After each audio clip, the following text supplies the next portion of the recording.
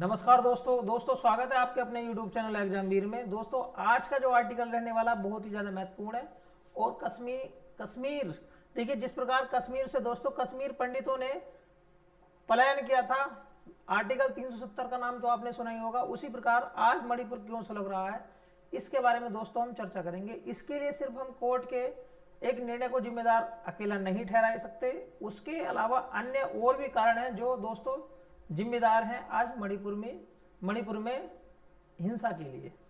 देखिए, भारत में केवल कश्मीरी हिंदू ही इकलौते नहीं है जिन्होंने अपनी धार्मिक पहचान के चलते अपना सर्वस्व छोड़कर अपने ही देश में शरणार्थी बनकर रहने को मजबूर हुए।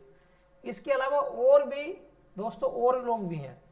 देखिए दोस्तों, अगर मैं मिजोरम की बात करूं तो मिजोरम के अंदर एक रियांग हिंदू हैं दोस्तों। इन्हें भी त्रासदी ईसाई बाहुल्य मिजोरम के रियांग हिंदुओं को भी झेलनी पड़ी है। रियांग हिंदू जो कि ईसाई बाहुल्य है, रियांग हिंदुओं पर 1997 में टूटी इस त्रासदी को राष्ट्रीय विमर्श में शायद ही कोई जगह मिली हो, क्योंकि उन दोनों पूर्वोत्तर को दिल्ली में दूरस्थ अचल की तरह देखा जाता था।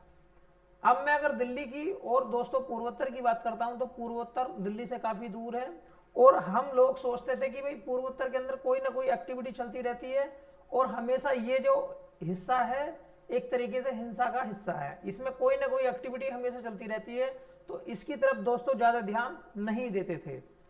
अब देखिए, वहां कुछ ना कोई उथल पुथल चलती ही रहती है जिसका प्रबंधन स्थानीय दलों द्वारा तोड़ जोड़ के माध्यम से किया जा सकता है।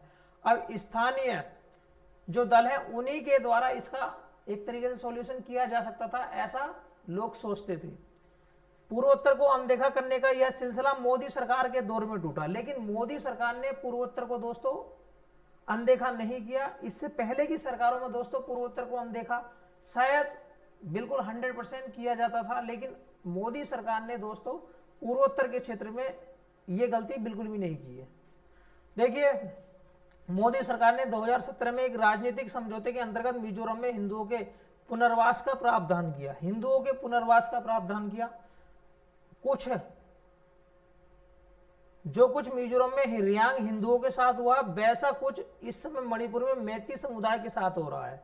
मिजोरम में रियांग हिंदुओं के साथ जो हुआ है वो, अगर मैं मणिपुर की बात करता हूं तो दोस्तों मणिपुर के अंदर एक समुदाय है मैती समुदाय के साथ में दोस्तों ये हिंसा हुई है। मणिपुर उच्च न्यायालय द्वारा मैती समुदाय को जनजाति का दर्जा दिए जाने की मांग स्वीकार करने के बावजूद मैती समुदाय निशाने पर आ गया। मणिपुर जो हाई कोर्ट है उसने मैती समुदाय को जनजाति का दर्जा दिए जाने की मांग को स्वीकार किया, इसलिए मैती समुदाय किस पर आ गया दोस्तों?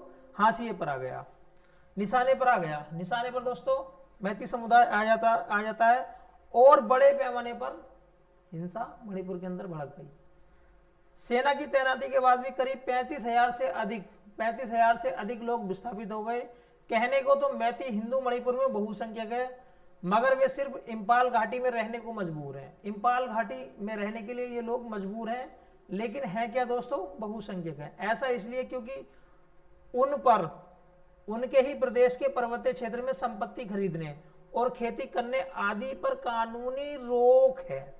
देखिए, इन लोगों पर देखिए आप देख सकते हैं, इनके ही प्रदेश के पर्वतीय क्षेत्रों में संपत्ति खरीदने और खेती करने पर कानूनी रोक है, क्योंकि मणिपुर के अंदर दोस्तों पर्वतीय क्षेत्र है, वहां ना तो ये खेती खरीद सकते हैं और ना ही दोस्तों खेती कर सकते हैं, कानूनी रोक है।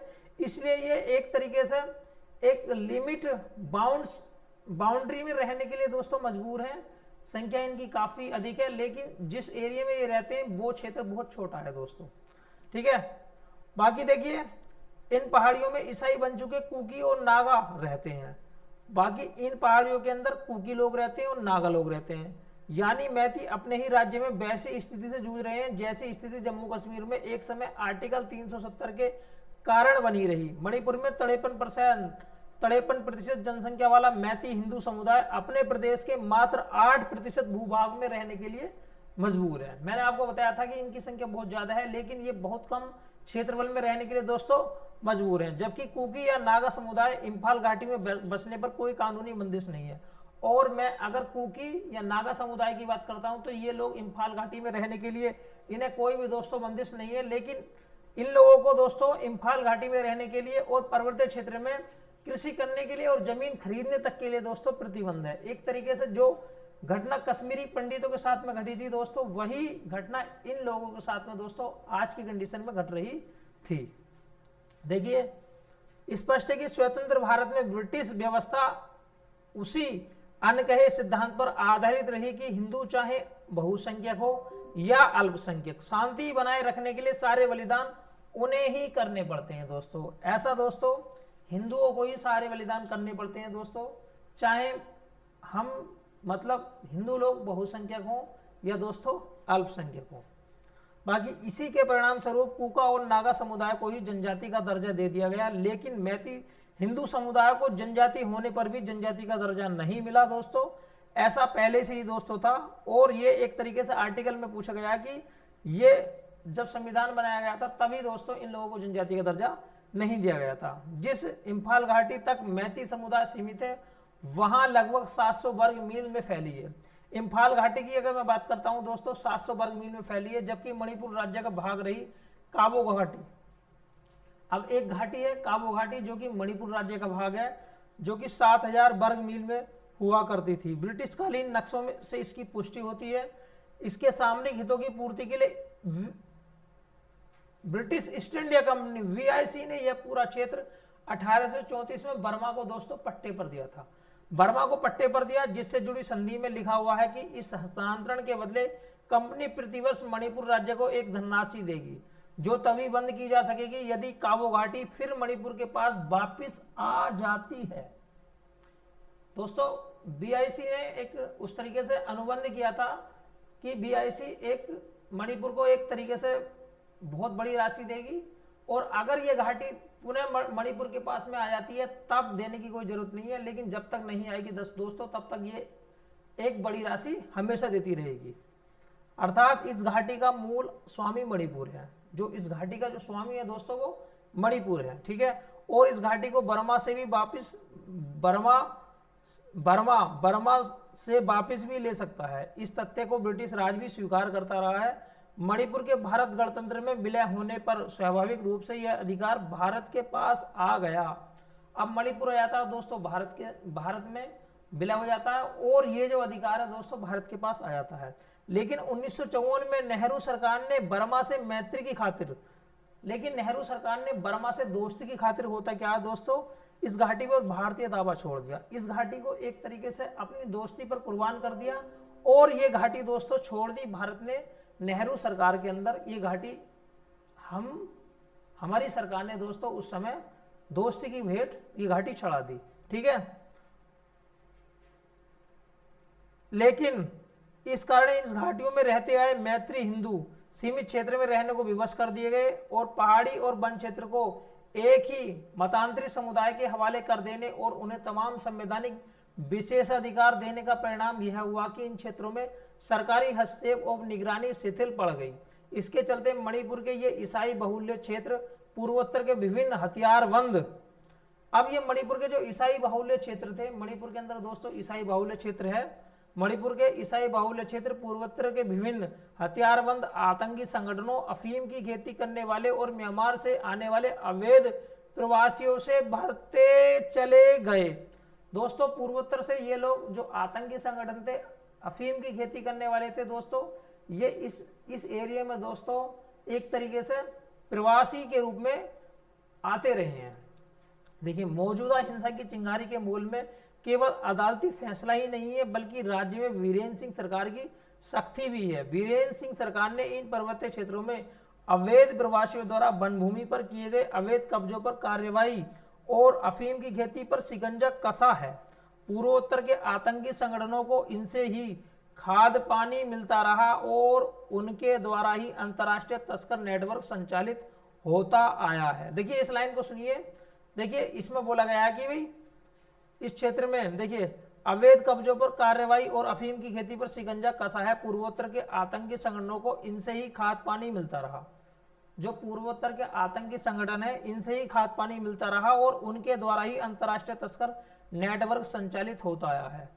मौजूदा हिंसा में कुकी समुदाय भी निशाना बना है। कुकी समुदाय जो है दोस्तों वो भी एक तरीके से निशाना बना हुआ है, लेकिन हिंसक प्रदर्शनों की शुरुआत भी इसी वर्ग के लोगों द्वारा की गई है। और हिंसा की जो शुरुआत की है वो इसी लोगों ने, कुकी समुदाय के लोगों ने ही दोस्तों हिंसा की शुरुआत की है।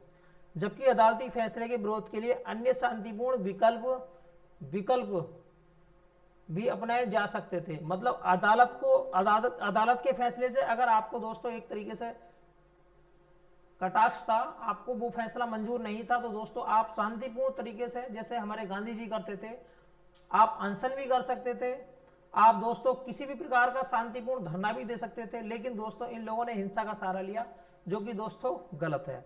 और इसके पीछे दोस्तों बहुत सारे लोगों की साजिश भी कहीं ना कहीं दोस्तों रही होगी। देखिए, दरअसल यह मामला एक मिसाल है कि अब्राहमिक एकेश्वरवाद राजनीतिक सोच को किस तरह अपने समुदाय तक सीमित कर देता है। इसका जीवंत उदाहरण यह है कि राज्य के सभी कुकी विधायक, अगर मैं कुकी विधायक की बात करता हूं दोस्तों, चाहे वे किसी भी पार्टी के क्यों ना हो, मणिपुर से अलग राज्य की मांग कर रहे हैं। कुकी समुदाय के जो लोग हैं वो आज मणिपुर से दोस्तों अलग होने की मांग दोस्तों कर रहे हैं, और ऐसी मांग उठाने वाले कुकी विधायक हैं, जो कि चाहे किसी भी पार्टी से क्यों ना हो दोस्तों। ठीक है, अब मणिपुर से अलग राज्य की मांग कर रहे हैं, वह भी तब जब राज्य में उनका ही एकाधिकार है। और ऐसा जब हो रहा है जब राज्य के अंदर दोस्तों उन्हीं की मोनोपोली है, उन्हीं का दोस्तों एकाधिकार है। ठीक है, उनके उलट प्राचीन भारतीय सभ्यता को सहेज कर रखने वाला मैती समुदाय, मैंने आपको बताया था दोस्तों, मैती समुदाय ही एक ऐसा है जो कि दोस्तों क्या है भाई, आज बहुत परेशान है दोस्तों। मैती समुदाय ही एक ऐसा है जो कि दोस्तों बहुत ज्यादा परेशान है। और मैती समुदाय ने क्या करा है दोस्तों, मैती समुदाय ने मणिपुर से अलग होने के लिए बिल्कुल भी वो नहीं है, वो मणिपुर को एक तरीके से एकता के सूत्र में बांध के रखना चाहता है। देखिए, मैती समुदाय जो अपने ही क्षेत्र में हाशिए पर पहुंचाए जाने के बावजूद, अपने ही क्षेत्र में खुद का क्षेत्र, खुद का घर और हाशिए पर पहुंचाए जाने के बावजूद भी, ठीक है, मैती समुदाय है जो अपने ही क्षेत्र में हाशिए पर पहुंचाए जाने के बावजूद मणिपुर को बांटने के विरुद्ध है, मणिपुर को बांटने के बिल्कुल विरुद्ध है। ठीक है, क्योंकि यह वर्ग इस भूमि से भावात्मक रूप से जुड़ा हुआ है, एक तरीके से दिल से लगाव है उसका, इस भूमि से दोस्तों प्यार करता है। ये वाला समुदाय मैती समुदाय, इस पूरे विवाद के बीच चर्च अपनी रोटियां सेकने में लगा है दोस्तों। ईसाई समुदाय है ये लोग, अब चर्च क्या करता है दोस्तों, अपनी रोटियां सेकने में लगा है भाई, उसे भी इस टाइम अपना राग अलापना है। ठीक है, ईसाई एकता के नाम पर नगालिम चर्च ने कुकी समुदाय, ईसाई एकता के नाम पर नगालिम चर्च ने कुकी समुदाय के पक्ष में बयान जारी किया है दोस्तों। कुकी समुदाय एक ऐसा है जो कि मैंने आपको बताया मणिपुर को तोड़ने की कोशिश में लगा हुआ है, और जो नगालिम चर्च है दोस्तों उसने क्या करा भाई, कुकी समुदाय का समर्थन किया है दोस्तों। मैती समुदाय का उसने समर्थन नहीं किया है। मैती समुदाय मणिपुर को बांटने के विपक्ष में है, लेकिन जो कुकी समुदाय है वो क्या करना चाहता है दोस्तों, मणिपुर को बांटना चाहता है। और उसके जो विधायक हैं वो लोग भी मणिपुर को बांटने की फिराक में है। और जो चर्च है दोस्तों वो भी अपनी रोटियां सेकने से बिल्कुल भी बाज नहीं आ रहा है, और उसने कुकी समुदाय का दोस्तों एक तरीके से पक्ष लिया है। ठीक है, कुकी समुदाय के पक्ष में बयान जारी किया है। मिजोरम के ईसाई नेता मणिपुर के विभाजन के जरिए ग्रेट मिजोरम के सपने को पुनर्जीवित करने में लगे हैं, जिसमें ईसाई बाहुल्य मिजो कुकी चीन क्षेत्र शामिल होंगे, जिसमें एक बृहत्तर ईसाई प्रदेश स्थापित किया जा सके। इसलिए म्यांमार से चीन जनजाति को भी मणिपुर में घुसपैठ कराई जा रही है। अब देखिए, म्यांमार आप जानते हैं भाई, म्यांमार देश है, एक अलग देश है। म्यांमार से एक जाति है चीन जनजाति को भी मणिपुर में घुसपैठ कराई जा रही है, ताकि जनसांख्यिकीय परिवर्तन हो सके। भाई ऐसा इसलिए हो रहा है दोस्तों ताकि जनसंख्या के अंदर दोस्तों परिवर्तन हो सके, जो रेशियो है जातियों का वहां पर वो एक तरीके से डिफरेंट हो सके। देखिए, ऐसे में मणिपुर में हिंसा और अवैध घुसपैठ को भी सख्ती से काबू में करना बहुत आवश्यक है, और ऐसा करना जरूरी है, क्योंकि अगर ऐसा नहीं किया गया तो हो सकता है दोस्तों हिंसा और ज्यादा बढ़ जाए। देखिए, अन्यथा पूर्वोत्तर में विभिन्न अलगाववादी समूहों में केंद्र सरकार द्वारा किए गए समझौतों पर भी खतरा मंडरा सकता है, क्योंकि ये समूह एक बार फिर से नई मांगे उठाकर हिंसा को बढ़ावा दे सकते हैं। बहुत ज्यादा महत्वपूर्ण है दोस्तों। बाकी हम देख लेते हैं दूसरे, इसके लिए देखिए, अब हमारे अमित शाह जी ने क्या बोला है, मणिपुर हिंसा की जांच के लिए न्यायिक आयोग, मणिपुर हिंसा की जांच के लिए दोस्तों एक न्यायिक आयोग की घोषणा की है अमित शाह जी ने। और अमित शाह ने इसके बारे में क्या क्या चर्चा की है दोस्तों, सब आज आपको इस क्लास के बारे में बताऊंगा। देखिए, केंद्रीय गृह मंत्री अमित शाह ने गुरुवार को घोषणा की है कि मणिपुर में जो जातीय हिंसा हुई है उसकी जांच करनी है दोस्तों, उसकी जांच करनी है। और उसकी जांच के लिए क्या करना है अभी, उसकी जांच के लिए एक आयोग गठित करना है, उसकी जांच के लिए दोस्तों एक आयोग गठित करना है, न्यायिक आयोग गठित करने का उन्होंने फैसला लिया है, जिसमें देखिए इसकी जांच के लिए सीबीआई है दोस्तों वो शुरुआत करेगी। देखिए इसकी जांच सीबीआई के द्वारा शुरू की जाएगी, सीबीआई के द्वारा दोस्तों शुरू की जाएगी। और देखिए लगातार 3 दिनों तक राज्य के विभिन्न हिंसाग्रस्त इलाकों का दौरा करने और राजनीतिक दलों व सामाजिक संगठनों से चर्चा करने के बाद इम्फाल में शाह ने मणिपुर की राज्यपाल अनुसुईया उइके की अध्यक्षता में, भाई मणिपुर की जो राज्यपाल है अनुसुईया उइके, इनका नाम भी आप याद रख सकते हैं। अमित शाह जी ने कई दिनों तक मणिपुर की यात्रा की और जो मणिपुर की राज्यपाल है अनुसुईया उइके, उनके साथ में मीटिंग करने के बाद में दोस्तों ये फैसला किया है कि मणिपुर के अंदर जो हालात बिगड़े हैं उनकी जांच के लिए हम एक एजेंसी बनाएंगे।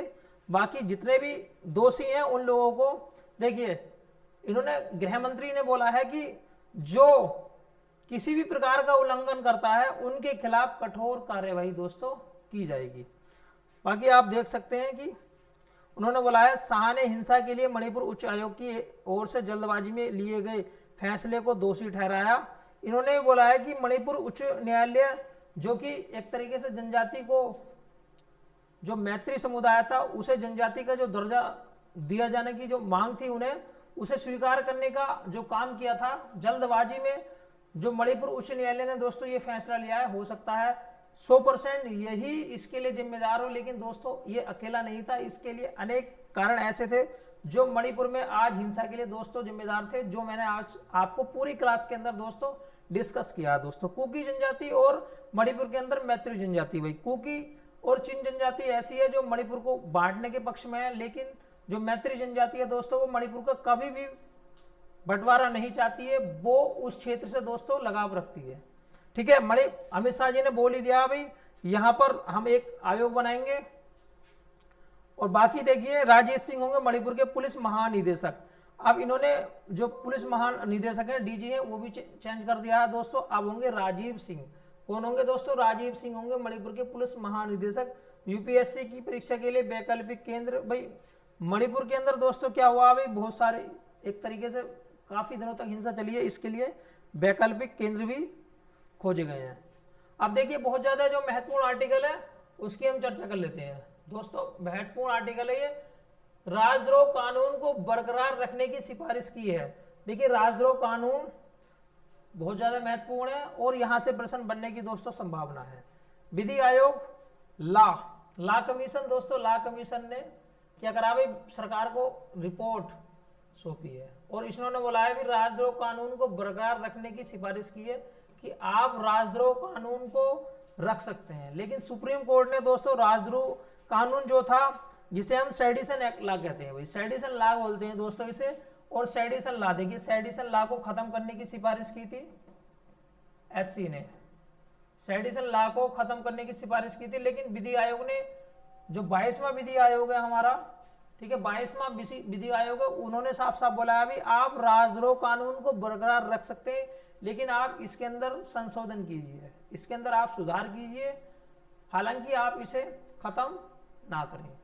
क्योंकि दोस्तों ऐसा क्यों है, पहले तो मैं आपको बता देता हूं कि राजद्रोह कानून क्या है दोस्तों। सेडिशन लॉ के बारे में अगर मैं बात करूं तो आप अपनी वाणी द्वारा या आप अपने लिखित के स्टेटमेंट के द्वारा या फिर आप किसी ऐसी एक्टिविटी के द्वारा जिससे सरकार का आप विरोध करते हो, जिससे ऐसा लगता हो दोस्तों, जिससे सरकार के प्रति असंतोष हो और आप जो भावनाएं हैं उन्हें बिगाड़ने की कोशिश करते हैं दोस्तों, तब आप पर सेडिशन लॉ के तहत दोस्तों राजद्रोह कानून 124A के तहत आप पर राजद्रोह कानून के तहत दोस्तों मुकदमा दर्ज होता है। और इसके अंदर दोस्तों आपको बेल नहीं मिलती है। इसके अंदर दोस्तों आपको बेल नहीं मिलती है और सजा के रूप में आपको आजीवन कारावास मिलेगा और इसमें आपको जुर्माना भी दोस्तों मिलता है। और देखिए, एक बार अगर किसी व्यक्ति पर राजद्रोह का मुकदमा दर्ज हो जाए तो वो सरकारी नौकरी के लिए आवेदन नहीं कर सकता। देखिए, सबसे ज्यादा महत्वपूर्ण चीज ये है कि अगर किसी व्यक्ति पर एक बार राजद्रोह सेडिशन लॉ का मुकदमा हो जाता है तो वो कभी भी सरकारी नौकरी के लिए दोस्तों आवेदन नहीं कर सकता। इसलिए यहाँ पर दोस्तों सुधार करने की बात कही है विधि आयोग ने। बोला आप इसे रद्द मत कीजिए, इसे आप रखिए अपने पास, लेकिन इसके अंदर सुधार कीजिए। ऐसा इसलिए भी था क्योंकि आप देख सकते हैं कि 5 साल में 548 गिरफ्तार, सिर्फ 12 लोग ही दोषी हुए। मतलब कहीं ना कहीं इसका दोस्तों मिसयूज हुआ है। इसलिए 548 व्यक्ति जिन पर राजद्रोह का मुकदमा लगा था, लेकिन उसमें सिर्फ और सिर्फ 12 ही दोषी पाए गए हैं, बाकी सब निर्दोष थे। तो ये उन लोगों को कहीं ना कहीं एक तरीके से मानसिक शोषण होता है, मानसिक शोषण और शारीरिक शोषण, और इसके साथ साथ में आर्थिक शोषण भी होता है दोस्तों, जो कि व्यक्तियों को बहुत ज्यादा तंग करता है। इसलिए विधि आयोग ने दोस्तों इसमें सुधार करने की एक तरीके से सिफारिश की है। देखिए, एनसीआरबी के आंकड़ों के मुताबिक, एनसीआरबी के अगर आंकड़ों की बात करता हूं, 5 साल देश में राजद्रोह की धाराओं के 356 मामले दर्ज किए गए, सिर्फ 12 लोग दोषी साबित किए जा सके, बाकी लोग दोस्तों क्या हुआ भाई, सारे के सारे निर्दोष थे। देखिए, विधि आयोग ने राजद्रोह कानून को बरकरार रखने की सिफारिश भी की है। विधि आयोग ने कहा है कि उसका मानना है कि राजद्रोह से निपटने के लिए भारतीय दंड संहिता की धारा 124A को बरकरार रखने की आवश्यकता है, लेकिन इसके लिए इस्तेमाल के संबंध में कुछ स्पष्टता लाने के लिए कुछ संशोधन किए जा सकते हैं। मतलब आप इसके अंदर दोस्तों संशोधन कर सकते हैं। संशोधन करने के बाद में जब ये कानून आएगा तब दोस्तों बहुत ही जबरदस्त कानून होगा ये, ठीक है। बाकी अंग्रेजों के जमाने का कानून है ये, आज के जमाने का दोस्तों कानून नहीं है, और इसका कहीं ना कहीं दोस्तों मिसयूज होता है। इसलिए 548 गिरफ्तार व्यक्तियों में सिर्फ 12 लोग ही दोषी पाए जाते हैं, बाकी सारे के सारे दोस्तों निर्दोष थे। अब देखिए, 22वें विधि आयोग के अगर मैं अध्यक्ष की बात करता हूं तो न्यायाधीश ऋतुराज अवस्थी सेवानिवृत्त ने कानून मंत्री अर्जुन राम मेघवाल से दोस्तों मुलाकात की होगी। 22वें विधि आयोग के जो अध्यक्ष हैं, 22वें विधि आयोग के जो अध्यक्ष हैं दोस्तों, वो कौन है भाई, Rituraj Awasthi.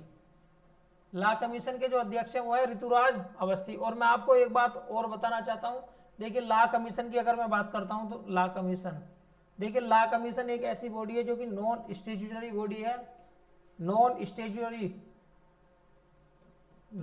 Statutory body, STATUTORY,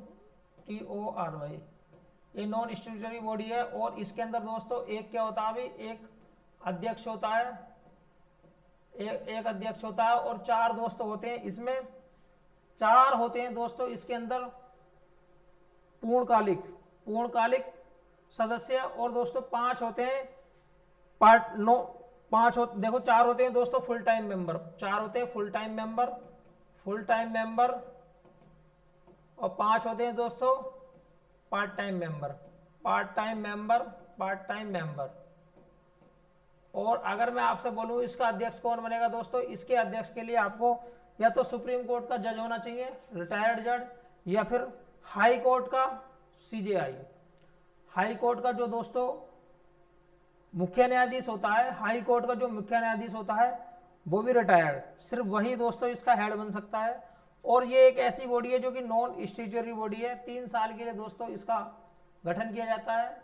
और इसके जो करंट में अध्यक्ष है वो है दोस्तों ऋतुराज अवस्थी, और इस टाइम करंट में 22वां विधि आयोग है।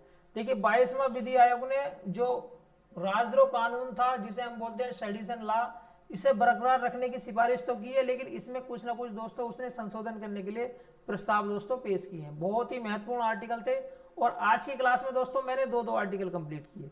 मणिपुर के अंदर क्यों हिंसा हुई दोस्तों, इसके पीछे कौन कौन से कारक जिम्मेदार थे, और जो राजद्रोह कानून है सेडिशन लॉ, इसे भी बरकरार रखने की सिफारिश की है, लेकिन इसके अंदर दोस्तों संशोधन करने की मांग की है। भाई इसके अंदर अगर आप संशोधन कर लेते हैं तब ये कानून और ज्यादा प्रभावी होगा। बाकी ये ब्रिटिश कालीन कानून है, सबसे पहले दोस्तों ब्रिटेन के अंदर इसका जन्म हुआ था, देखिए ब्रिटेन के अंदर अगर कोई व्यक्ति सरकार के खिलाफ बोलता है, सरकार ने, अंग्रेजों ने अपने आप को मजबूत करने के लिए, भारतीयों पर लगाम लगाने के लिए इस कानून की दोस्तों स्थापना की थी। वो हमारे देश के लोगों को, जो क्रांतिकारी लोग थे, उन्हें रासुका के तहत जेल में डाल देते थे और उन पर राजद्रोह का मुकदमा लगाकर दोस्तों जेल में डाल देते थे। और इसमें देखो लोकमान्य बाल गंगाधर तिलक और महात्मा गांधी, बहुत सारे, लाल बहादुर शास्त्री, बहुत सारे ऐसे दोस्तों नेता थे जिन्हें दोस्तों जेल के अंदर दोस्तों डाला गया राजद्रोह मुकदमे के अंतर्गत। सुभाष चंद्र बोस, महात्मा गांधी, डॉक्टर राजेंद्र प्रसाद, काफी लोकमान्य बाल गंगाधर तिलक, ये लोग राजद्रोह के मुकदमे में दोस्तों जेल की इन्होंने हवा खाई। वही कानून था, इसमें कोई भी संशोधन दोस्तों आज तक नहीं किया गया था।